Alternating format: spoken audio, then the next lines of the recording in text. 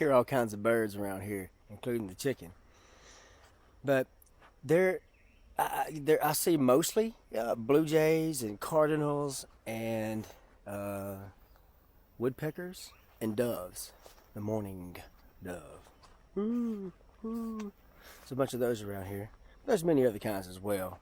I think there's an indigo bunter. I think one of those are out here as well. I'm not for sure. Among other things that we've identified. Can't think of them right now. But what we've been doing, in addition to trying to name these birds, is recording them. That and the rest of the biosphere, the rest of the fauna as such, the animals as they exist in little 30-minute segment tapes. So we'll set a digital recorder out in the middle of the woods and let it sit for 30 minutes without being disturbed and just see what all kinds of things come up. And it's been some pretty interesting things that have arisen, mostly just very relaxing. But you can just hear you can imagine yourself where those birds are. You can just hear the little conversations, and you can tell when somebody upset somebody and whenever somebody's looking for love, just like with human beings. It's just on a different level. It's very interesting to watch and hear. Driving down the road with it's been great. I had to make a couple trips and jumped in the vehicle and turned that on and just kind of listen to this, and my mind can just think, enjoy the thoughts. I got some doves right there. Well, anyway, so another thing that kind of where the mind has been the last few days, and I like to keep my mind busy because it keeps me out of trouble. Been writing some music that came up. Hadn't quite got it finished yet. I really like the concept of Kaizen, and it's kind of where this is going to. With my music, with my life, a lot of things about me. I use a concept called Kaizen. Now, I've never really used it as much as what I have been recently. I started reading about the 7 habits of highly effective people earlier this year, and I kind of, I've got myself into just a lull. I wasn't doing the things that I wanted to do. I wasn't being successful in a lot of things I wanted to do. So I started reading that, and I started remembering a lot of the concepts that I had learned throughout my life and have implemented at various times. If you're not careful, you get lazy and you start not doing the things that you should be doing. But an example, both the 7 habits of highly effective people and the Kaizen have very similar concepts. With the highly effective people, you have to start being proactive. And proactive means that you have to get in front of problems. In other words, you want to fix things before problems come along. You want to have ways of dealing with issues that you know are going to come up. And then when you deal with issues, you want to deal with them right then and fair and square and get it over with and not have to drag things out and hum and haw and all that kind of business. You want to be proactive. You don't want to react to situations. You want to be proactive. You want to set the policies up front. You want to do all the stuff you need to up front so that you're not caught with your pants down whenever something bad comes along. That's being proactive. Now, and the second part that I think really is applicable of the 7 habits of highly effective people over to Kaizen is the personal mission statement.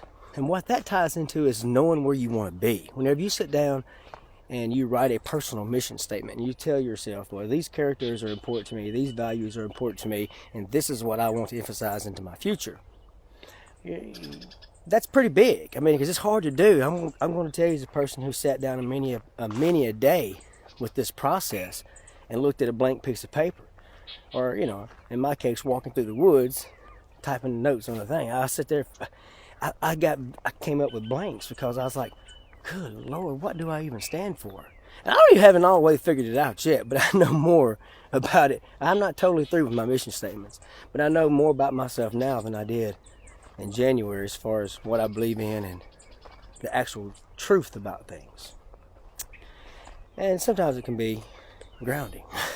That aside, Kaizen is it looks at the world through the lens of good. The definition for it, if you just want throw it out there, quick definition is Kaizen, Kaizen. You can look that up on Wikipedia or wherever. It's it means good change for the good. Zen, of course, is an aspect of that word. It's a part of it. And Zen is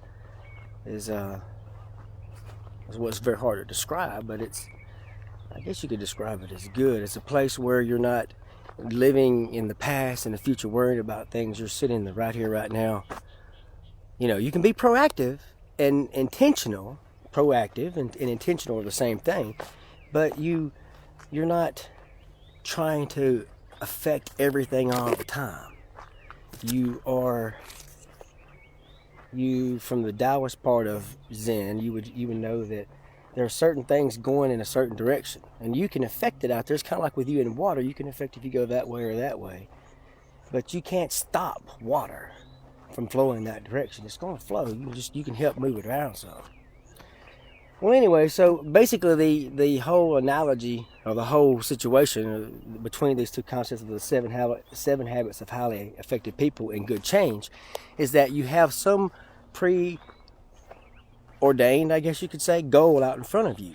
You know, when you want to reach, and say that in a manufacturing situation, you want to reach a certain manufacturing productivity level.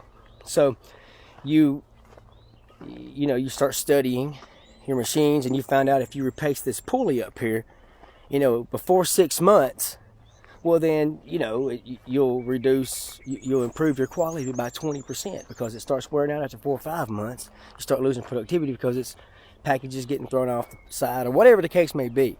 All kinds of little small things. You change it before it messes up. That's what good change is that you have a plan and then you enact certain things. It doesn't, you can't control everything in life. You're not wanting to. Through the very basic of Zen, you can't control everything. But there are certain things that you can control. And those proactive things, those things that you take in a proactive stance, are the things that you can control. And if you look at it, there are certain things that you can control. You can look at it online. So the number one thing that you can control, there's two things. One is your behavior, your own behavior. However you want to call it, your response to a situation, your behavior. So if someone comes up to you and they're starting a bunch of drama or whatever the case may be, whatever the situation that wants you to react, you can choose how you react. In other words, you don't have to do anything that you can't do or that you shouldn't do. You can stop yourself from it. It can be done. And it is done. Now, you may not want to stop it all the way. You may want to dodge and divert until you get it tended to, because you don't want to take the blunt full on most of the time. But that's the whole point of it, is that you know that things are going to change, things are going to be messed up. What can you do to eliminate that risk into the future? Well, I don't know what I can do, except for right now is to quit talking so that these birds can get on about what it is that they were doing. And I'm going to get back on and write my little Kaizen plan. My little mission statements, personal mission statements. What are you doing? You making yourself better? Tell me about it. I'd like to know about it.